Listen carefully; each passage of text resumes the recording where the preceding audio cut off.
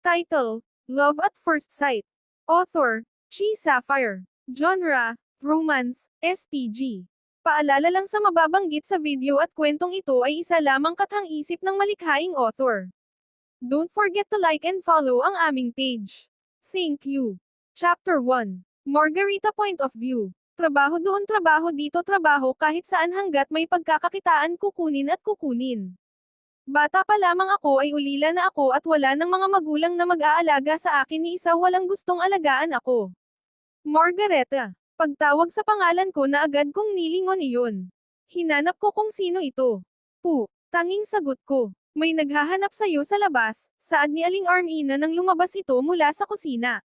Puntahan mo baka importante, dagdag pa niya. Opo, hinugasan ko agad ang aking kamay at nagpunas sa basahan. Hindi ko alam kung sino ang taong naghahanap sa akin. Wala akong pamilya o kamag-anak man lang sa mundong ito. Nang makababa na ako sa mahabang hagdanan at lumabas ng bahay. Agad na napangiti ako nang makita ko si Elena mula sa labas ng gate. Kumakawi at tila sobrang saya. Pinuntahan ko agad siya sa labas at mahigpit na sinalubong ng yakap. Miss na kita Marga, ani niya. Napangiti naman ako. Kahit na wala akong pamilya may nag-iisang kaibigan naman akong handang suportahan ako tulungan at ituring na pamilya. May good news ako sa'yo. Since na malapit na ang hulugan mo dyan sa boarding house na yan. Lumipat ka sa apartment ko wala na kasi akong kasama dahil lumipat na at ikaw ang gusto kong makasama dun, masaya niyang balita na agad ko namang ikinatuwa. Pero, maganda yan pero, wala akong pera. Hindi ko mababayaran ang apartment na yan. Baka hindi ko makayanan, nangangamba kong sabi. Napatingin agad ako sa kanya nang tapikin niya ang balikat ko. Ako ang bahala. Tsaka, we're friends and friends are always together for each other. Whenever they were and whatever happened. Magkaibigan parent tayo, saad niya. Namuo agad ang mga luha sa aking mata tila ba lumabo ang aking paningin dahil doon, ngayon lang ako nakatanggap ng ganito. Hindi ko na malayang tumulo na pala ang luha ko at agad ko iyong pinunasan. Pasensya na ha. Masyado lang akong hahaha. Salamat ulit. Wala yun. Kapag may kailangan ka sabihin mo lang sa akin at tutulungan kita ha. Mas malaki pa ang naitulong mo kaysa sa akin. Kaya magsabi ka lang, ani pa niya na agad kong tinanuan. Mula noong binisita niya ako sa boarding house ko ay nasabi ko na rin sa may-ari na aalis na ako na maayos naman niyang tinanggap ang desisyon ko. Hanggang sa dumating ang araw na umalis na ako sa boarding ko. Maayos akong nakapagpaalam kay Aling Armina at sa iba pa. Hinatid na agad ako ni Elena sa kanyang apartment. Bagong bahay bagong buhay na naman. Hanggat may nagtitiwala sa akin at naniniwala sa akin gagawin ko ang lahat. Hindi lang sila ma-disappoint at kakayanin para sa pamilyang pinapangarap ko. Pamilyang matagal ko nang inaasam. Pamilyang makukontento na ako sa meron ako. Dito ang magiging kwarto mo Marga, presente ni Elena sa malaki at maluwag na kwartong ito. White theme ang disenyo ng buong kwarto at napakasimple lang. Ibang-iba sa boarding house ko. Ang ganda Elena, manghang saad ko sa kanya. Masasanay ka rin dito, bulong niya sa akin. Pwenesto ko ang malita at bag ko sa gilid. Bawat gamit dito halatang may mahalaga at hindi basta-basta ang presyo. Siya nga pala. Diyan sa pintong yan ang banyo mo at sa cabinet namang yan, turo niya sa cabinet na malapit lang sa maliit na bintana. Diyan mo na lang ilagay ang mga damit mo saka. Ang dami palang mga bagay na hindi ko pa alam. Hindi ko inaasahan na ganito pala ang apartment. Akala ko pareho lang sa boarding house na tinutuluyan ko. Marami ka pang bagay na malalaman kapag kasama mo ako. Turuan mo pa ako ha. Siyempre, nga pala papasok ka ba sa trabaho mo mamayang gabi?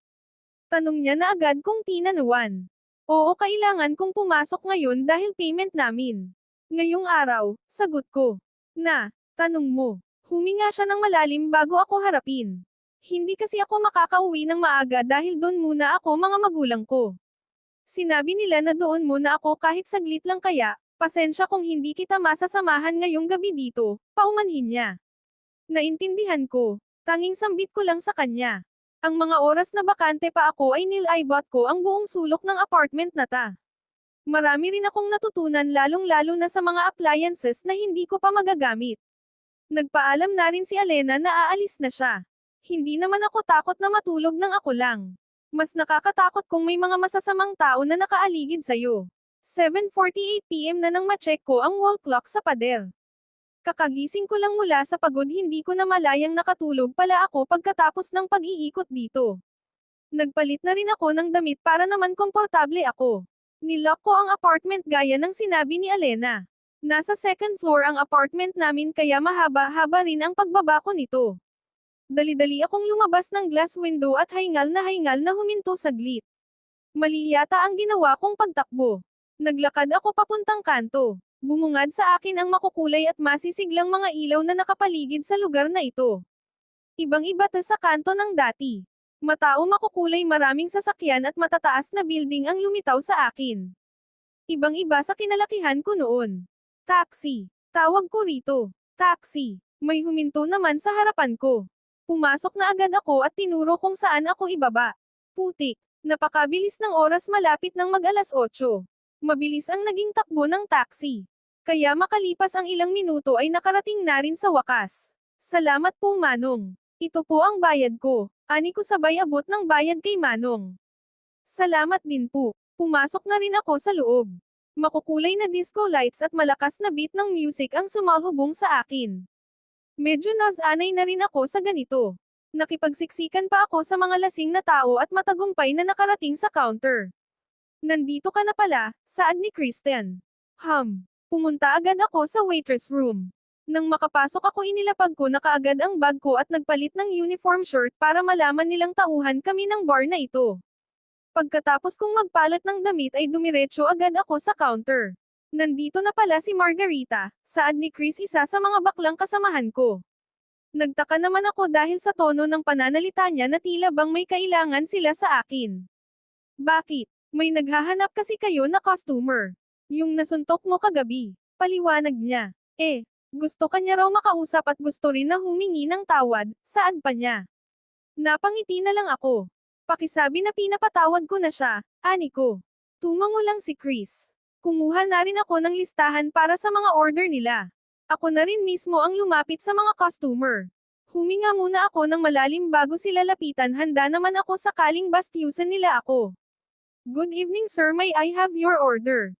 Magalang kong tanong sa kanila. Tila nagulat pa sila sa biglaang sulpot ko. Oy pare, may chicks.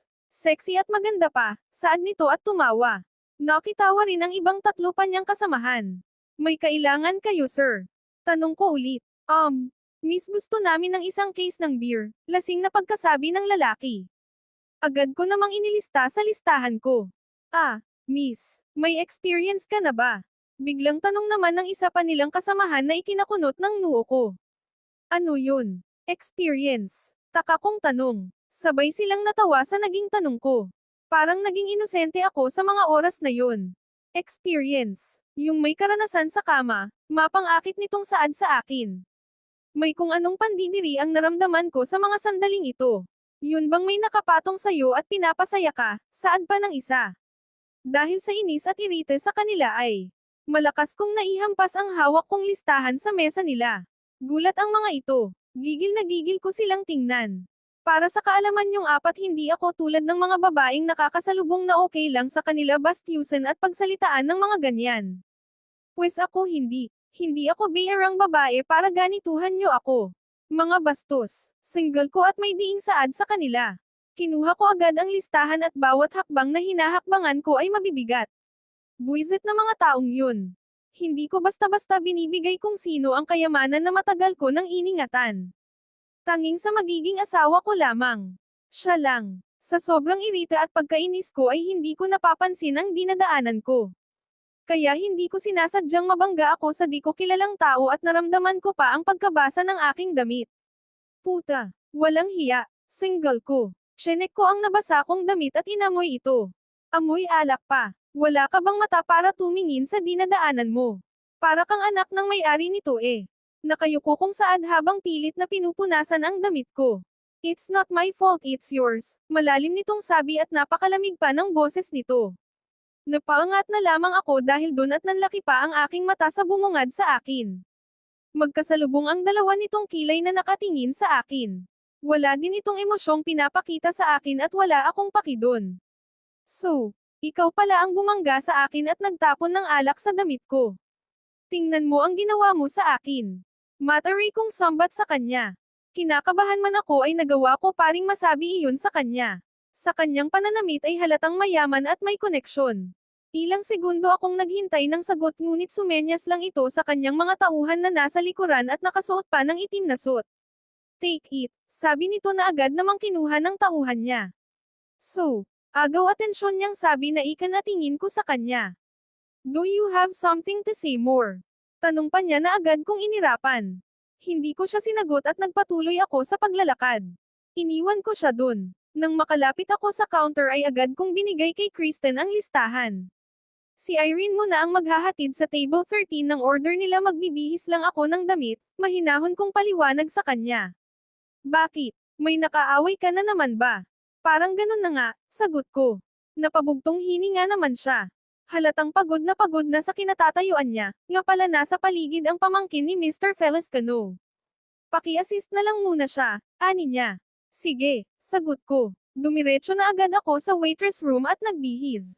Buti na lang talaga at may extrang t-shirt. After kong magpalit ay lumabas na rin ako. Kumaway pa si Irene sa akin para makita ko siya agad.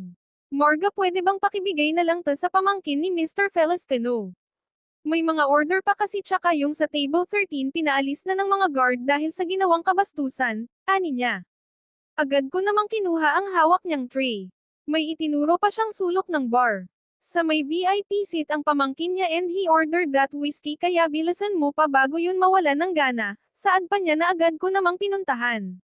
Sinisigurado kong maayos at presentable ako sakaling magharap kami dahil sa sobrang arte niya pagdating sa pananamit at mukha. Ang feeling niya naman kasi, hindi naman siya kagwapuhan.